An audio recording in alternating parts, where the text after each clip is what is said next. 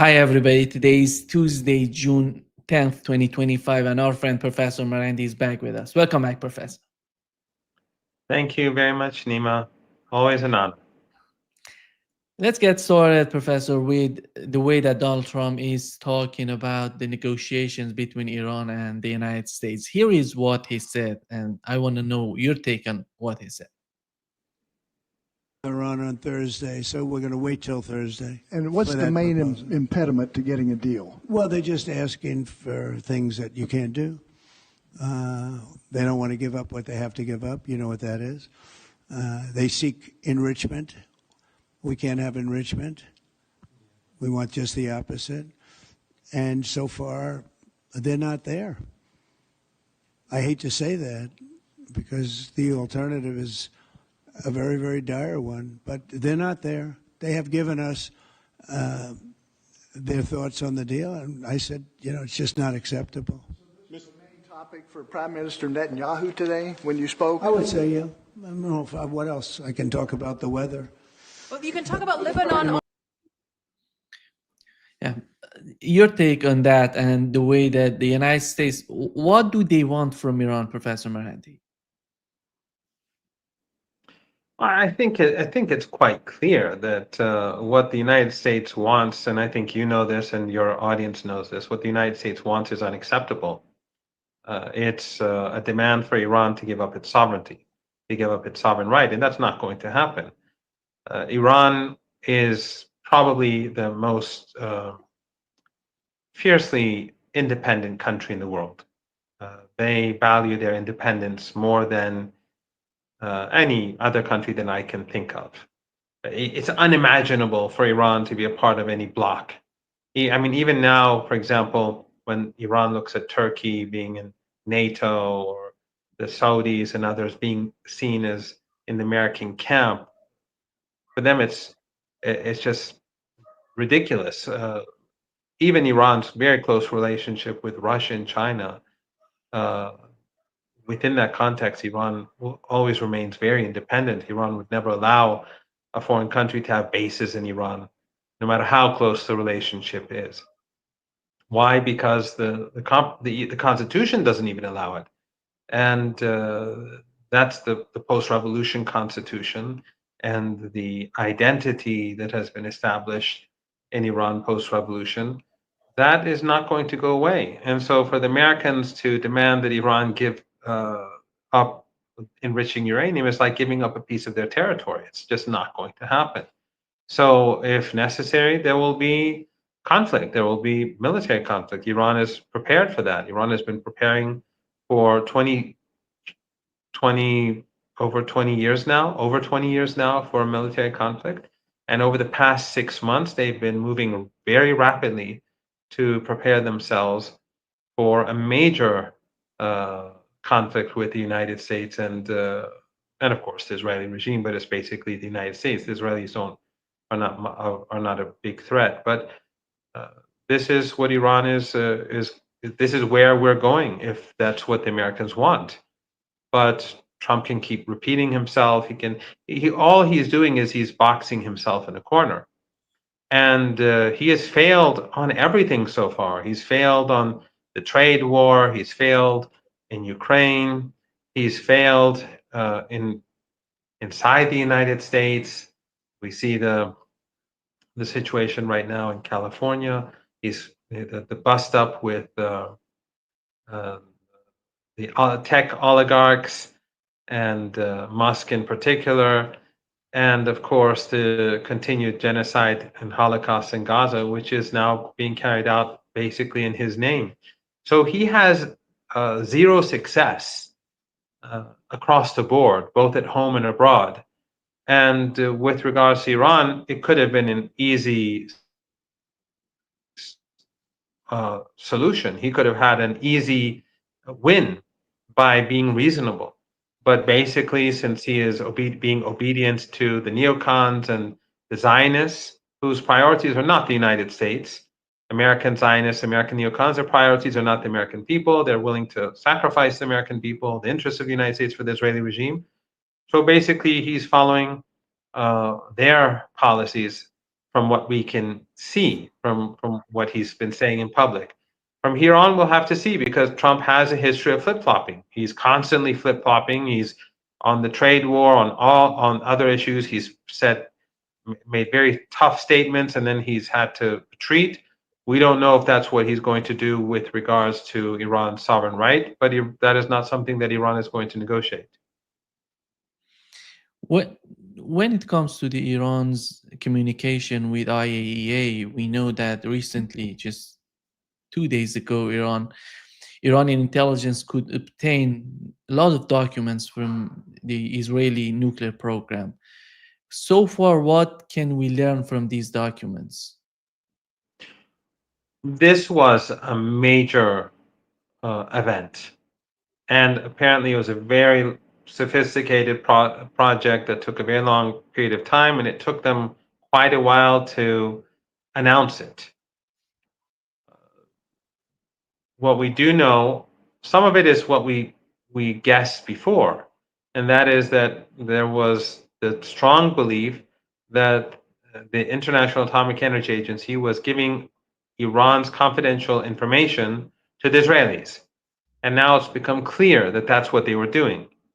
So the Iranians were beginning to believe that this was happening when the Israelis were assassinating Iranian scientists, because suddenly there was a spate of murders that was carried out, and the Iranians believed that the International Atomic Energy Agency was giving the information to the Israelis so that they could carry out the murders. Now it's become clear that this body is in full cooperation with the Israeli regime.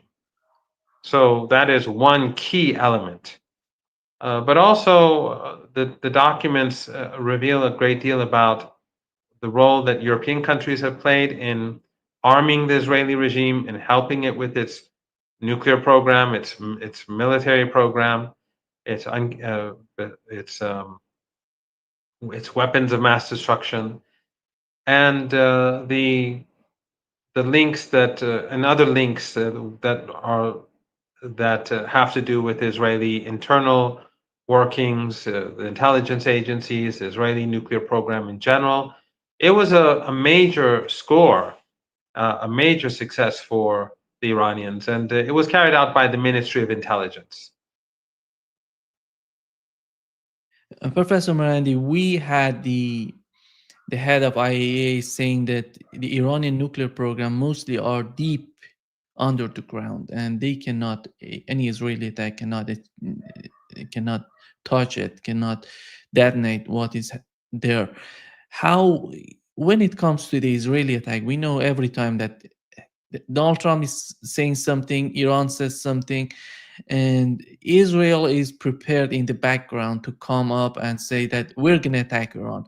Do we know what is the policy on their part? Do they really want to attack Iran? Do they really believe that they can do something with these sort of attacks? Well, just one thing I wanted to point out, and that I was actually, when the first scientist was assassinated, when he was murdered by the Israelis and Americans, because the Israelis, all their operations are carried out with Western intelligence agencies assisting them, especially the United States. They use embassies in countries surrounding Iran and other assets that they have. I was sitting in this room in my office on campus when he was murdered.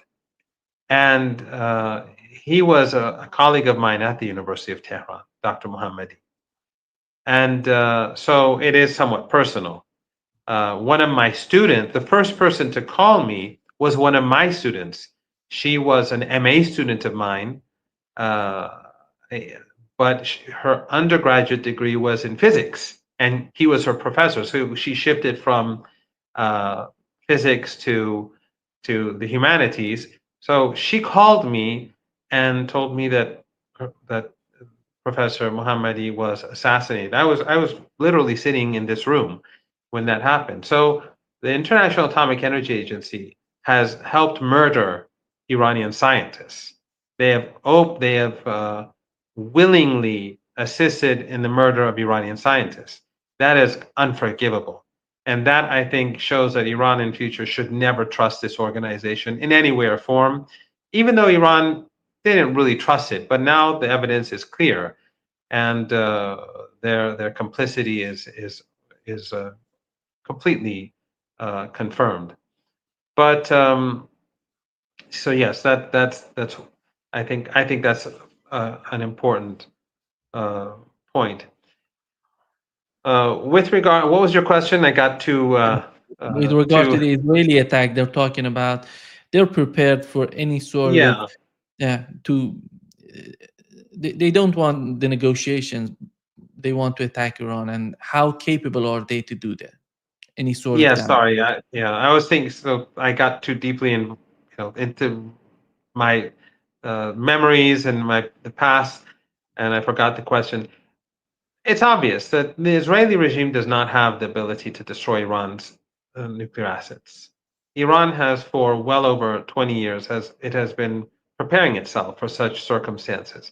And as you recall, over the last few years, there were a series of drone attacks against Iran, targeting different places across the country, and that further intensified the process of protecting Iran's key assets and putting them underground and having defensive, creating capabilities to protect them against drones. And when the Israelis carried out the Israeli regime, when they carried out an airstrike against Iran, it was largely unsuccessful. They fired their missiles from roughly 100 kilometers away from the Iranian borders. Those missiles have small warheads because they have to be carried by F-16s and F-35s. They're not heavy missiles.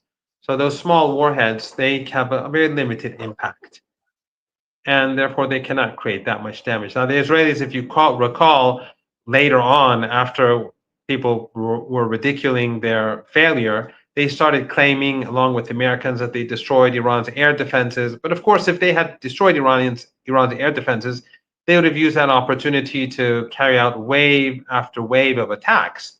And it's not as if the Israelis they felt sympathy for anyone. If they had the opportunity, they would have exploited to its fullest. And I would imagine that so would the Americans. So it was a failure. And the Israelis also saw that their F-35s were vulnerable, even at a distance. And that is something that the Americans also discovered in Yemen. If you recall, the New York Times was saying that US F-35s that are stealth bombers, that they were almost downed by Yemen, by Ansarullah, the Yemeni armed forces. So the Israelis really can't do much, and they're much more vulnerable because a counterstrike by Iran, which Iran has been preparing itself for the last 6 months. They've been overhauling all of their missiles and drones, and they have hundreds of thousands. They're especially working on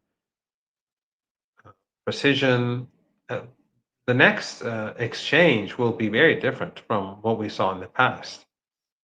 So the Israelis really are not in a position, and if they do want to carry out an attack, they will again have to use the Americans to assist them. During the previous attack, the Americans did the heavy lifting. All of the refueling was done by Americans.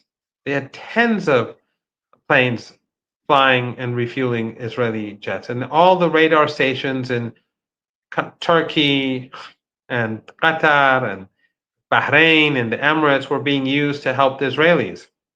Again, it shows the difference between Iran and Turkey, or Iran and these countries. All of them are, deep in the inside the American camp, obedience to the empire. But in any case, those radar installations, those refueling tankers, were all necessary for that relatively unsuccessful Israeli strike to be carried out. So if in future the regime and Netanyahu want to carry out another strike, they're going to need the Americans again. They will be heavily dependent on the Americans, just like they're heavily dependent on the Americans when Iran fires missiles and drones. The radar stations again in Turkey, Bahrain, and the Emirates and Qatar are used to help defend the Israelis.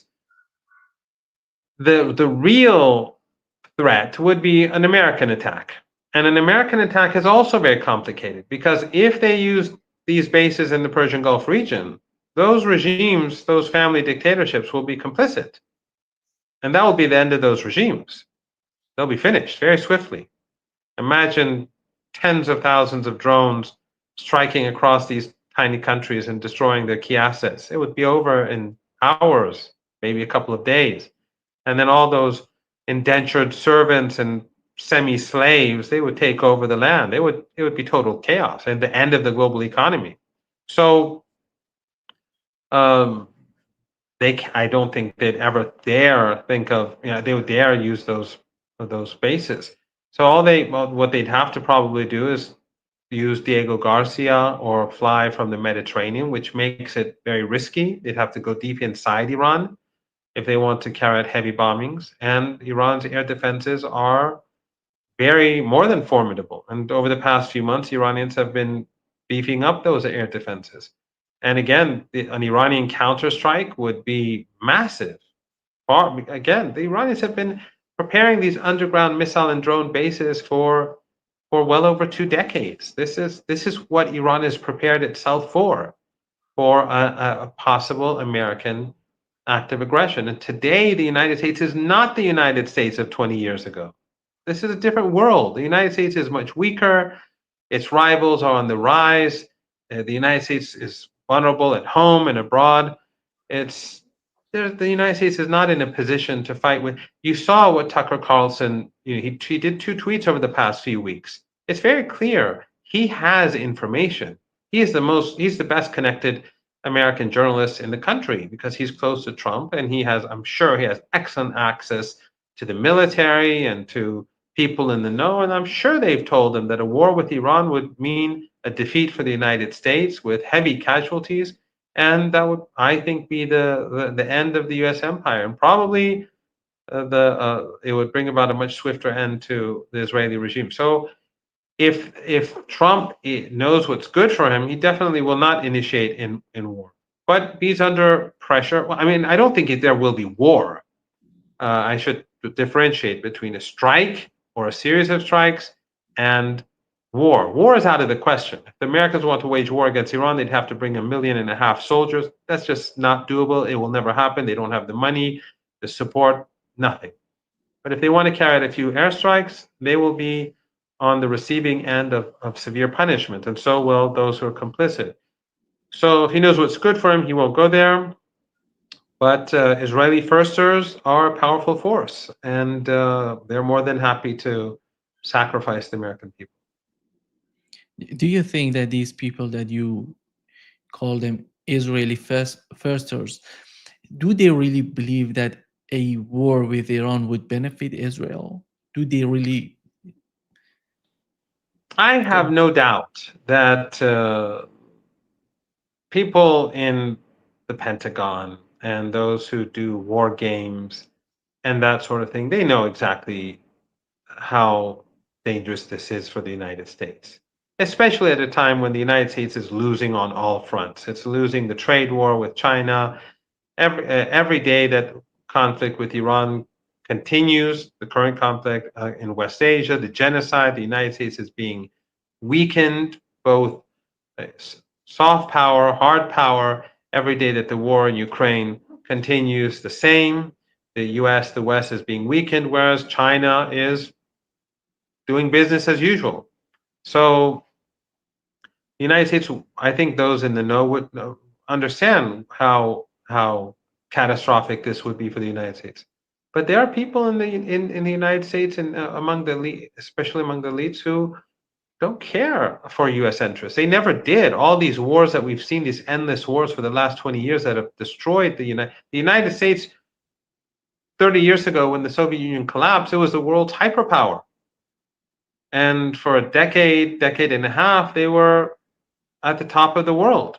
They've brought it upon themselves. These people, they sacrificed the United States for their own selfish interests, for those who fund them, support them, the lobbies. And it's not just the United States. What we see right now in Ukraine, we see that the Europeans have sacrificed their own interests for the sake of the United States under Biden. Now that Trump is president, they're still sacrificing themselves for the policies of, let's call it, the deep state, or the which the previous U.S. administration pursued. And both the U.S. and Europe, they're sacrificing. They've destroyed their image and their reputation and their credibility across the world for supporting this Holocaust in Gaza. So, we shouldn't expect, when we see these sort of things, we shouldn't be surprised at the irrationality and the foolishness of politicians. We assume that these people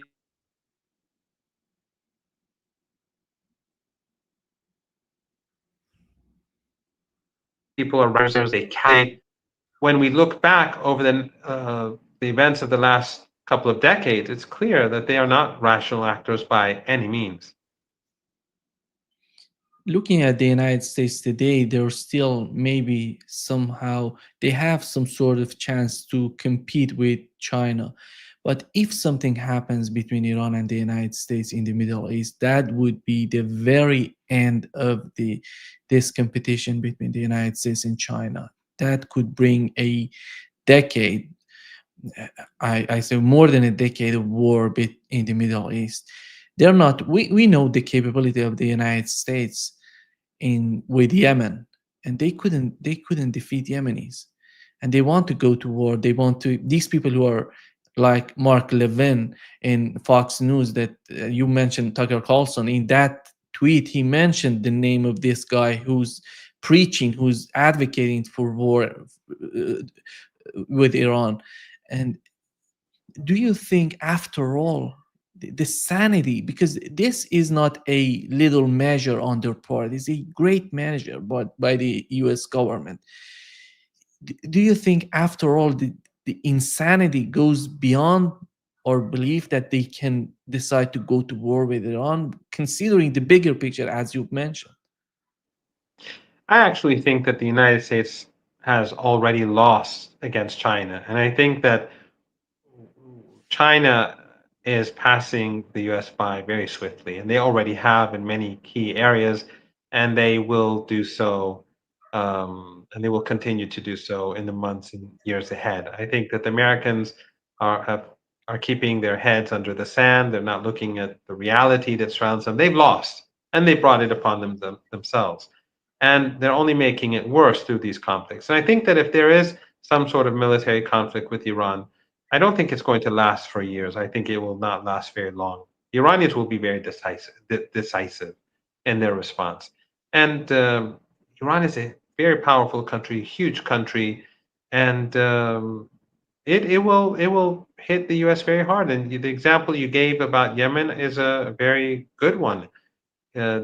Remember the rhetoric coming from the White House over Yemen and how they're going to crush Ansarullah, and how the U.S. Defense Secretary was dismissive of them and speaking about how he crushed them. Well, ultimately, the Americans capitulated in a month. The New York Times spoke about $7 billion wasted in ammunition, and if that doesn't include the F-18s and the drones, and it could be up to 8, 9, $10 billion wasted, and U.S. credibility again in the field was destroyed, and the United States failed to destroy Yemen's ability to strike at them. That's something that the Wall Street Journal admitted. They said that they couldn't destroy any of those underground bases. Iran's underground bases are infinitely more sophisticated and larger in number than what we have in Yemen. And Iran's drones and missiles are infinitely more advanced. And the region, the Persian Gulf region, is infinitely more sensitive than even the Red Sea. This is where much of the world's energy comes from, the gas, the oil. If there is if the price of oil goes to $300, $400, $500 a barrel, that would be the end of the global economy. People would lose their jobs across the world. It's just something that we cannot imagine. And you'd have hundreds of millions of people on the move. It would be catastrophic, far beyond the 1929 and the 1930s in the United States, the Great Depression back then. It would be far worse than that. So the Americans just simply they're in an impossible position. Their only solution, their only way out, is to have a reasonable deal with Iran, and something which is not very difficult because we've been negotiating with the Americans over the nuclear program for many years. All the bases have been covered. Everything is known. The two sides have gone over all these issues so many times before. The Iranian foreign minister right now, he's been involved in nuclear negotiations for years. He knows everything about about what sort of solutions are at hand. So it can be done. And Trump has, as I said earlier, he has zero success anywhere. People are looking right now at California. The day before, they were looking at the bust up with Musk. It's a catastrophe. But he just doesn't have the sense to recognize where that he needs a win, and instead, what he's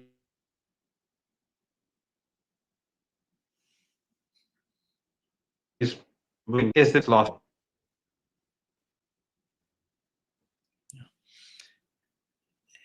Professor Marandi, here is what. Am I cut off? Yeah. Did yeah, you? we have. Were we? Yeah, we have some sort of issue, but you're not connected. You're not connected. Let me play a clip. Donald Trump talking about the situation in Gaza.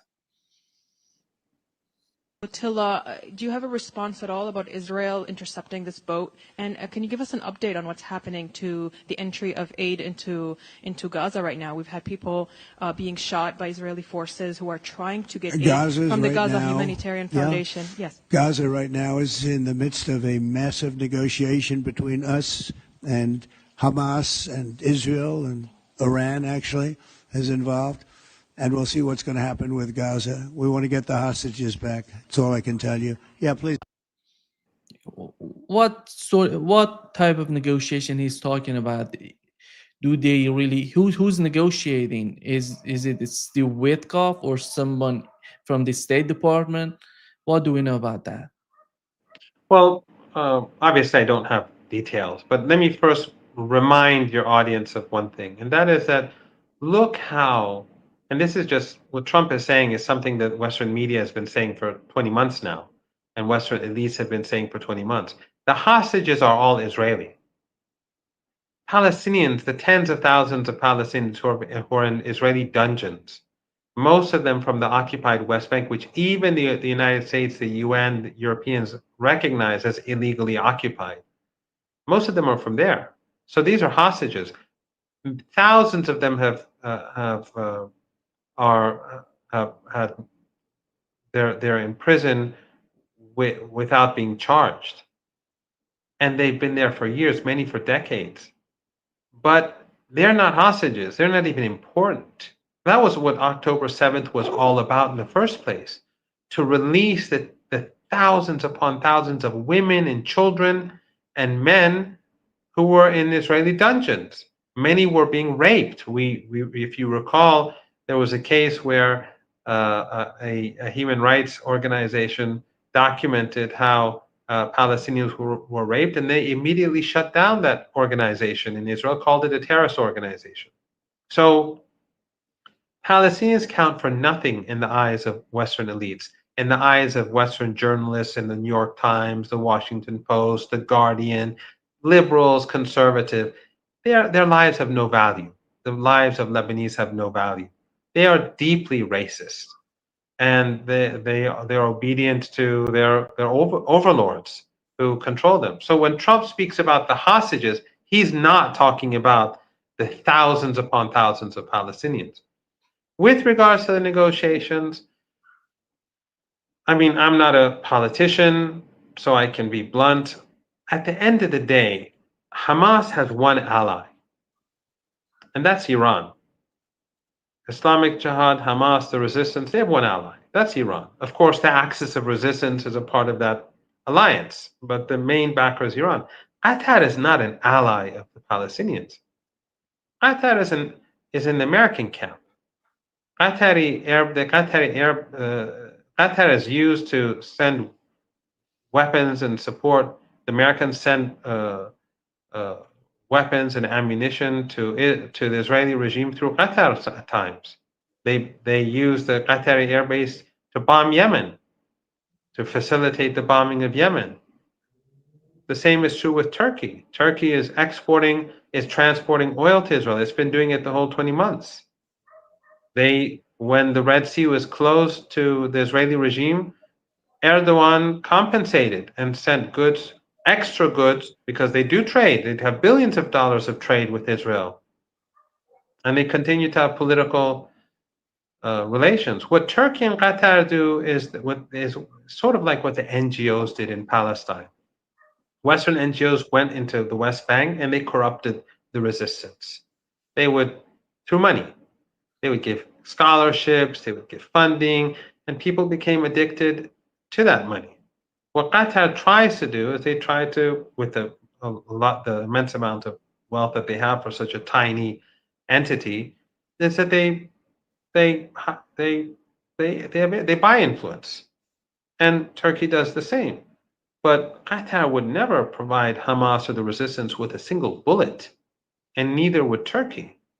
They would never do anything. So even when Qatar was and Egypt were negotiating, behind the scenes, the Iranians were always helping the resistance at the negotiating table. So Iran has always been assisting Hamas, in particular, with its experiences, its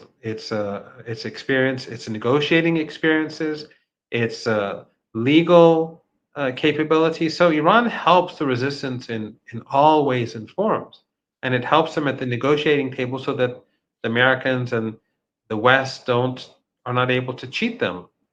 So Iran has always been Iran has always been with Hamas. So what Trump says, I don't know if there's anything new here, but in any case, it's always been Iran behind Hamas. It's not as if Turkey or Erdogan or Qatar have been doing anything in particular, or Egypt. It's always been Iran. Just like now, it's been 20 months of resistance. There's a reason why Hamas, I mean, they're courageous, they're resilient, the Palestinian people in Gaza are heroic, they're steadfast despite all the atrocities and the unbelievable injustices being carried out against them day and night, 24 hours a day. But obviously someone is helping them. Someone is assisting them with the material capability to continue resistance. So yes, Iran is definitely helping Hamas, and Iran is not shy about it. Iran is very open. Iran considers Hamas to be a legitimate resistance and a legitimate representative of the Palestinian people. And if you recall, I mean, I don't want to go over this, but when what's his name, Piers Morgan was constantly saying, "Do you condemn Hamas?" When he invited me on, I said, "No. I don't condemn Hamas. I don't condemn Hamas for October the 7th. I don't condemn Hamas for October the 8th or October the 6th or October the 5th. And nor does Iran. The victim is not the side that should be condemned. Maybe a few Hamas fighters went too far. Maybe some Palestinians committed crimes. But Hamas, the organization, they carried out an act of resistance. They wanted to take prisoners in order to have the thousands of Palestinian hostages released. So that operation was a breakout from prison, from a concentration camp. It was legitimate. The Israeli regime, their stranglehold over Gaza, which existed far before October the 7th, was illegitimate and illegal, even according to the international laws that the West pretends to abide by. So Iran supports Hamas. Iran supports it at all levels. And now, of course, we know that there were no beheadings. We know that there were no rapes. We know that the Israelis were murdering their own people with their helicopter gunships and their tanks on October the 7th. The truth came out.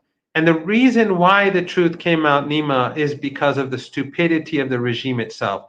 If they had discontinued the genocide after a couple of months, it would have ended and people would have believed the lies that were being repeated by Western media and by Western governments. But since it went on and people began and saw every day children being torn into pieces, mothers being slaughtered, fathers being maimed and killed, people began to ask more questions. And then there was more research being done. And since it was no longer a side issue, it hadn't become a side issue because the genocide continued to go on. It continued to be a priority for people across the world, and so they began to learn about the Nikba. They began to learn about the past injustices and the criminal behavior of the Zionist regime. They began to learn about the meaning of Zionism and what Zionism actually means, and they began to learn about October the 7th and what actually happened. So Iran is not shy about supporting Hamas, and it will continue to support Hamas in any way or form possible, as I think it was Malcolm X once said, by any means necessary. When it comes to the role of the United Kingdom, it's not just we know that what they're doing in Ukraine and the extent of their activities in Ukraine, but when it comes to the Middle East, they're trying to somehow play both sides. We had Lamy, the foreign minister, the United Kingdom, talking about we are going to put a lot of pressure on Israel, and the day after he sent the trade guy to Israel to talk with them. And we had Lamy, the conservative leader Kemi Badenoch talking about this is a proxy war that Israel is doing on behalf of the United Kingdom. And today we've learned that they're trying to freeze the assets of Ben Gvir and Smotrich in the United Kingdom. On the other hand, today the news came out that the United Kingdom threatened to defund or withdraw from ICC over Israel arrest warrants.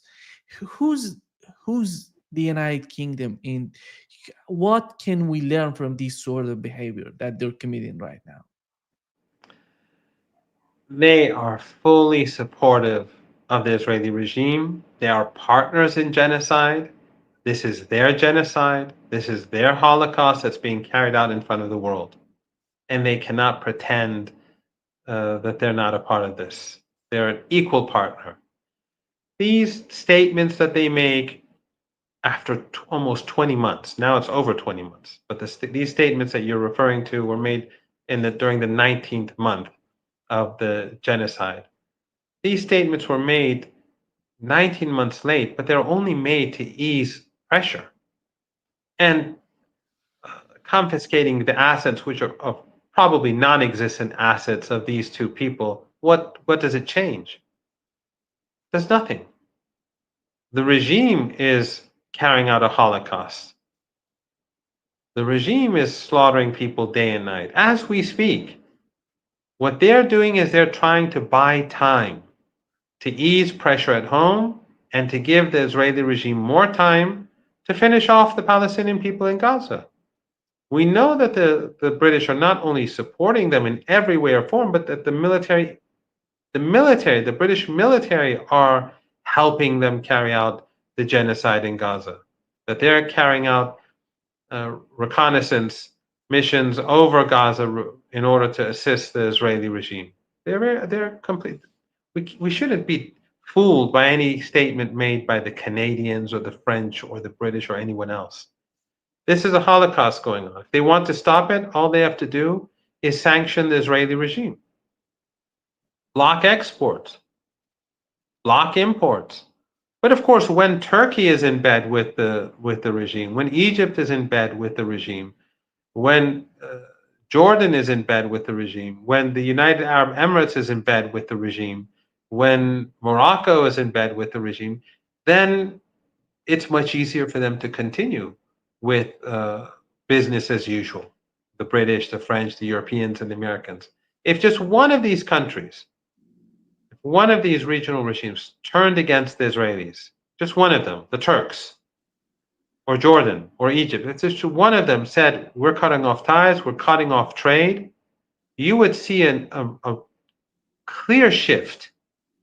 But the only people who've turned against the Israeli regime are in that, except for the Axis of Resistance, who've always been opposed to it, are in Latin America, many thousands of kilometers away. But in any case, so what Erdogan has done, and what Mohammed bin Zayed has done, and what the Qatari regime has done, is that they've provided the Europeans and the Americans space in order to continue with the genocide. Because when they have continue with business as usual, then that makes it much more easier for the Europeans and the Americans to continue with business as usual, even though you've seen the polls. The world has turned against the Israeli regime. Europeans have turned against the Israeli regime. Americans have turned against the Israeli regime. But still, the neighboring countries, with both Arabic and Turkey, they're helping the Europeans get away with this. Mahmoud Abbas sent a letter to French President Emmanuel Macron. He calls on Hamas to end rule on Gaza and to hand over weapons. When it comes to the West Bank, we know what's happening right now as we talk in the West Bank. Who's Mahmoud Abbas to the people in the West Bank and for Palestinians overall? And because when it comes to the communication between these two characters, we have to consider what's the importance of these two people, these two characters, when it comes to what's going on in Palestine. I don't want to name names, but I know people who, non-Palestinians, who worked in the West Bank for many years. And they tell me the role that Western governments, NGOs have played in creating the divisions that we now see in the West Bank. And even though the polls clearly show where the hearts and minds of Palestinians in the West Bank are, but they have corrupted elements within society, especially among the elites and those who run the West Bank. They've corrupted them so much that they'll basically remain in the Western camp. And these people and those around them, they're dependent on the money, the handouts given to them by the West or those affiliated with the West. So Mahmoud Abbas, if you look at his businesses, the businesses of people around him, where their families are, where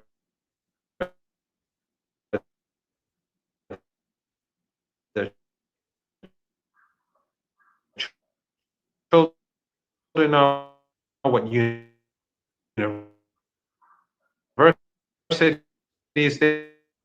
they go to, where they're studying.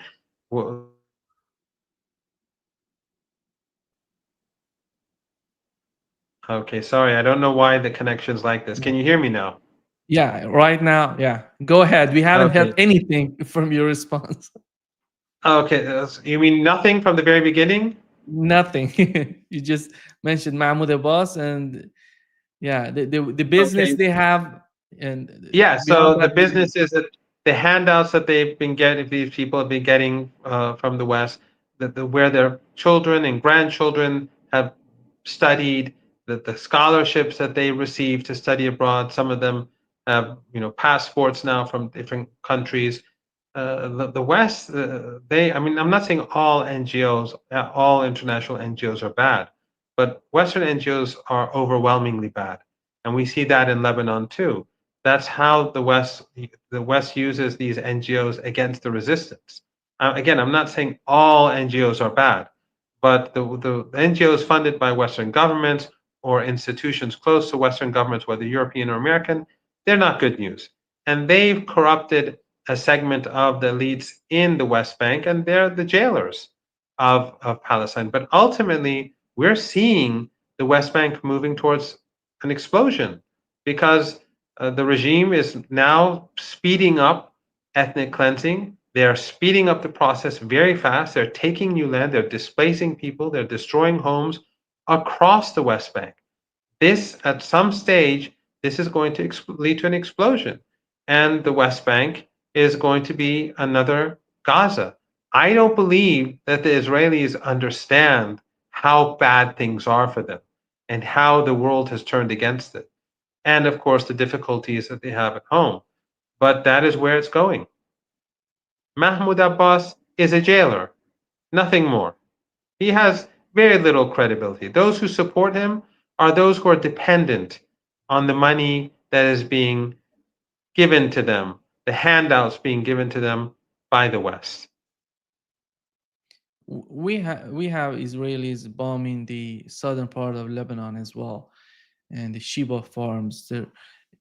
How we know that Emmanuel Macron somehow is connected or has some sort of communication with the Lebanese government. Is that going to help the Lebanese government? Has it helped the Lebanese government so far? No, they're doing the exact opposite. The Europeans and the Americans, they're guarantors for the so-called ceasefire. Over the last few days, the Israeli regime has murdered 4 Lebanese citizens. Today, they murdered a shepherd and his son was a member of the Lebanese army. But there's no condemnation from the West. There's not even much reporting in the Western media, even though the mainstream Western media, they have journalists based in Beirut who live there. They've lived there for years, and they have drivers, they have fixers, they have producers.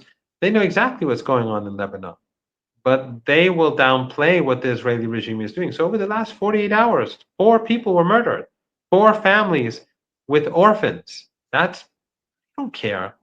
The West doesn't care. They don't. So the West will always be Israel's lawyer. And that's why there cannot be peace with the Israeli regime. It's just not possible because this ethno-supremacist regime believes it can do what it wants. It considers other people as inferior creatures, as Amalek. It's not just the people of Gaza, it's everyone. And the West will treat it as such. Why? Because that's where the power lies. That's where the money lies. The wealthy Zionist billionaire class, the donor class, and of course the Christian Zionist cult that supports them, a cult that believes Christ supports genocide or claims that Christ supports genocide. That's how absurd and despicable these people are. But they are a very influential force. So no, the French have no interest in bringing about stability in Lebanon. They actually are, just as in Gaza, where they're facilitating and assisting the Israeli regime carry out a Holocaust. In Lebanon, they're allowing and facilitating the Israelis to bomb apartment blocks. Just a few days ago, they destroyed over 100 homes. They brought down a number of apartment blocks in Beirut. They lied about Hezbollah having factories underneath. People went and saw that there was nothing there. Is there any condemnation? No. Are there any sanctions? No. When the Israelis can carry out a Holocaust, obviously carrying out genocidal airstrikes in Lebanon or Syria or elsewhere, or the ethnic cleansing in the West Bank, that's not going to be of any concern to the West either. Professor Marandi, when it comes to the situation in Israel, we had recently an interview with Ehud Olmert talking about the actions or the behavior, the attitude of the Israeli government. Here is what he said. I want to know your take and how do you see the Israeli society, these people who are against the genocide and what's going on in Palestine? Is out of Gaza in order to resettle there. They don't want to see them deported because they want to prepare the ground for a Trump Tower hotel, as maybe some interpreted statements of President Trump to mean. They want it because they want to resettle there, and this is part of their grand design. They want to do the same in the West Bank. Already now they are inspiring the Hilltop youth, which I call the atrocious youth, for almost daily attacks against Palestinians in the West Bank, Palestinian Arabs in the West Bank. and they are burning their groves, olive groves. They are burning their homes. They are taking people. They are killing people. This is totally obnoxious and something that can't be tolerated. And unfortunately, it's tolerated because the fact is that it continues, and in most cases, the ones that are arrested are the victim Palestinians, it's not the Israeli attackers. And this is part of what I am campaigning against. Now, question that you have outlined is whether Bibi is captive by these guys. He is willingly captive. It's not something that he's fighting against, that he's trying to stop. He is willingly captive by these messianic, extreme fundamentalist right-wingers, supporters of Jewish terror, because it's true that this is the only, probably the only escape he has from what awaits to him, but also because the fact is that for the last 15 years, Netanyahu was the guy that ignored the Palestinian Authority, which was a potential partner for peace negotiations, and was supporting Hamas, the financing of Hamas through Qatar, but with the agreement, support, and cooperation of the Prime Minister of Israel. How these people that are not happy with the situation in Israel can somehow influence the public opinion in, I'm talking about the public opinion in the world, because he was the former prime minister of Israel talking this way and the way that Israel is behaving. Your take on that? Well, first of all, I should just clarify that Qatar never provided a cent of money for the resistance. They gave them money. They wasted much more money on other useless things, but they've given money to build buildings and so on, but not the resistance itself. They have nothing to do with them. They wouldn't dare do them. But these Israeli elites, no one should be fooled. They're not supporters of human rights, and they're not shocked by what they're seeing. It's been happening for 20 months. They've just now begun to raise their voices. And that's because I think there are a number of reasons. But most importantly, they see the world has turned against the Israeli regime. They see how despised Netanyahu is. And they see that this is going to have huge consequences for the Israeli regime and for the existence of Israel. But also, these are rivals of Netanyahu. And the West, I'm sure they would love to see Netanyahu go, have him replaced with one of these people, and they say, oh, the problem is solved. It's like, remove Hitler and Nazi Germany is fine. Remove Abu Bakr al-Baghdadi and ISIS is fine, as it is now, right? Right now, you see that the head of Al-Qaeda in Syria, the former deputy head of ISIS, who used to blow up bombs in Iraq, slaughter innocent civilians, behead people, this man is going to the UN General Assembly in the United States to speak. So that's how the West works. All they think they have to do is when the day comes when Netanyahu is finally removed, and he will be removed. It's inevitable. He will fall. When that's another question. But when he falls, all of these people will be there, and they will continue to try to preserve the Zionist regime. They'll pretend that everything was Netanyahu's fault, but this is not the doing of one person. It's not the doing of two people. It's not the doing of 10 people. Overwhelmingly, Israelis support the genocide, whether it's the Ashkenazi Jews or the others. Overwhelmingly, they've supported this for 20 months. And now those who are having second thoughts, it's not because they've suddenly become decent human beings. It's because they know what's coming. They see that the regime has lost. It's never been legitimate, but it's lost its legitimacy in the eyes of the overwhelming majority of people across the world. People see the regime for what it is, and they see that, and they also want to be a part of the future when Netanyahu is gone, put in prison, perhaps some of these people sanctioned, some of these other murderers, the leaders sanctioned. These people can come to power, pretend that things are okay, the Europeans and the Americans will be satisfied, and they'll go back and they will join Jolani, giving next year's at the next year's General Assembly in the UN. With the case of negotiation, Professor Marandi, with the United States, when you look at you mentioned the situation with the negotiation that is going on right now between the United States and Hamas, and considering bringing in and taking into account what's going on in Ukraine and the negotiations on Ukraine, what can Iran learn from the process of negotiations that are happening as we talk, and but they're not advancing?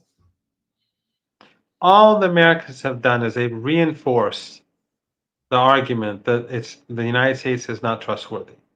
Trump had a chance to end the war in Ukraine, and he blew it. And now we see the United States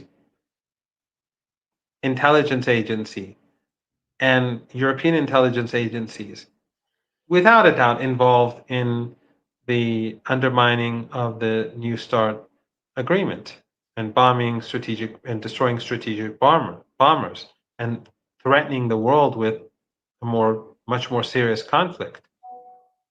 So this is happening under Trump. Whether Trump knew it or not is irrelevant. If he didn't know it, this has been, I'm sure, discussed before many times on your show. If he didn't know about it, that's catastrophic. If he did know about it, it's catastrophic. So the United States is simply not trustworthy.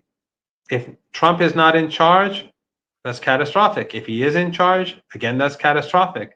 So when Iran sees what's happened, how the Ukrainians carried out an operation that they claim took them 18 months to prepare themselves for, and so that without a doubt, Western regimes knew about it, then and thus undermining a very important agreement, nuclear agreement between the United States and the Russians, then how can Iran trust the United States even if we do sign a deal? Even if we do, even if Trump comes to his senses and accepts enrichment and we have a deal, who's to say that it will last more than a week? So I think Iran is going to be very careful in its dealings with the United States. And I think what it does is that it just encourages Iran to deepen its ties with the global South. You know that President Putin is planning to come to Iran, and President Pezeshkian is going to go to China shortly. These are the sort of the relationships that Iran is going to be counting on. And we see today now a sort of a strong consensus being built among the differing political groups, the reformists, the conservatives, the principalists, and others. All of them are coming to this consensus that you just simply cannot trust the United States. And the Europeans, they're irrelevant. The Europeans, they've sacrificed themselves for the Americans. And now that Trump has come, they're still sacrificing themselves for the deep state. Germany being deindustrialized, they have very little agency, and they're doing the same in Palestine. So if the Europeans are unwilling to pursue their own interests, why should Iran invest in a relationship with Europe? If the Americans are going to be untrustworthy before and after any deal, like we saw in Gaza after the ceasefire, then Trump said Palestinians must go. If they do not respect their own deals, or like in Lebanon where they're the guarantors for the ceasefire, if they're unwilling to respect their own deals, then why should Iran ever think about investing in a relationship with Europe or the United States? Thank you so much, Professor Marandi, for being with us today. Great pleasure as Thank you always. very much for having me. Always a pleasure, Nima. Thank you very much.